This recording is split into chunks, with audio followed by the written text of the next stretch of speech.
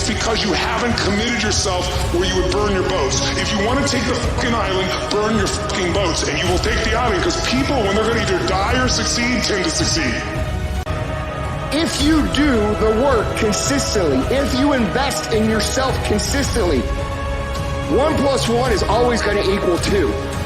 2 + 2 is going to equal 4. In 10 years of motherfucking work, when everybody else is partying, making excuses, doing the cool thing on the weekend, it's going to pay off.